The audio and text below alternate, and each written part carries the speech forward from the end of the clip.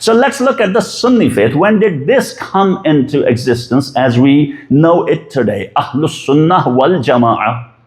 So we learn that until the 2nd century of Islamic calendar, nothing existed such as Sunnah or Sunni. No, it didn't. Yes, there were majority of Muslims who looked up to the caliphs. They believed that there were 4 rightly guided caliphs. But there was nothing called Sunni as a sect or as a school of thought.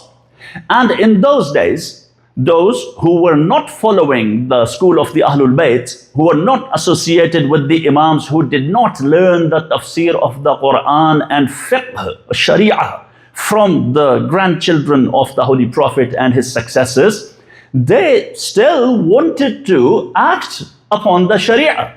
They believed in Allah. They believed in the finality of the prophethood and messengerhood of the Holy Prophet.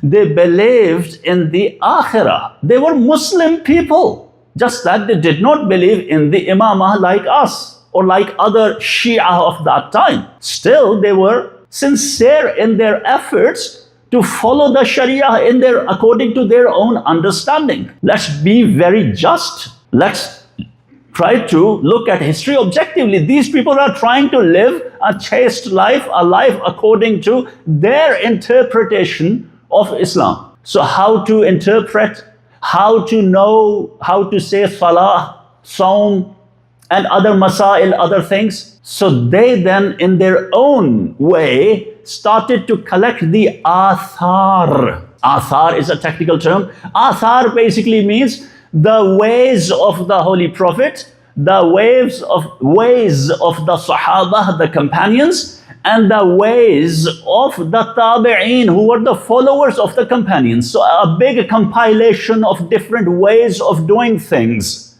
which can also be contradictory, because these are Sahaba, tabi'een and all that. So collected all those athar, and they said, now we will try to find out how to pray, how to do this, how to do that. And no doubt we see that there are many discrepancies or big differences in the other schools of thought other than the Ja'fari school of thought, because they had this basis in all these different kinds of sources or athar. In those times they were called not Ahlus Sunnah, Ashabul Athar. Singular of athar, Ashabul Athar was a term used in those days. Those are Ashabul Athar. But then Imam Shafi'i came, and Imam Shafi'i said, no, I'm gonna limit these athar to only the Holy Prophet sallallahu alaihi wasallam, not the Sahaba and Tabi'een, the Sunnah of the Holy Prophet only, the way of the Holy Prophet only, according to his understanding, according to his understanding.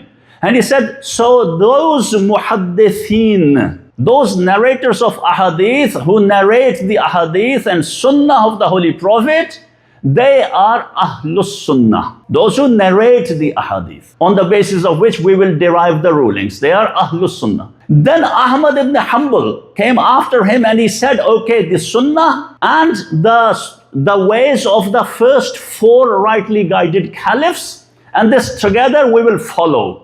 And he got support from Mutawakkil, the Abbasid Caliph, and a lot of money. And he got the idea, he got the chance and opportunity to propagate this idea. And then in the 2nd century of Islamic calendar sometime, the term Ahlus Sunnah emerged, and eventually al-Jama'ah was added to it, because al-Jama'ah means the majority of Muslims, because they believed in the 4th caliphs. And that was the common denominator in their belief. So this is Ahlus Sunnah wal Jama'ah. Then it emerged. Much later than the term Shia started. The Shia started already in the times of the Holy Prophet sallallahu alaihi wasallam. And recite the salawat. So this was a brief history. So now, if you are a Sunni Muslim and you come to know about this historical fact, and you also know that traditionally Sunni Muslims have believed that Ali is the most knowledgeable person after the Holy Prophet sallallahu alaihi wasallam. Traditionally, this is the belief, because Sunnis also believe that the Holy Prophet said, "Ana Madinatul Ilmi وَعَلِيٌّ بَابُهَا. So if you believe that as well, and you come to know that the term Ahlus-Sunnah wal-Jama'ah came much later, and you come to know that Hadith al-Thaqalain exists, that I'm leaving among you two weighty things, the Quran and my Ahlul Bayt. So if you believe that man kuntu mawlahu fahada aliyun mawlahu did take place, no matter how you interpret it, it did take place. So many irrefutable proofs that point towards Ali being the most knowledgeable one, and also the preferred one by the Holy Prophet sallallahu alaihi wasallam, and the most eligible one to lead the Ummah after the Holy Prophet sallallahu alaihi wasallam. And you are an educated person, you are a civilized person, you have a clean heart, you have a pure heart, and you are a truth seeker. Then you should just go on and accept the fact that it was so, no matter what you have been taught or fed. For example, there is one particular principle that became a part of the Sunni theology. And that is very interesting principle. And also, with all due respect, it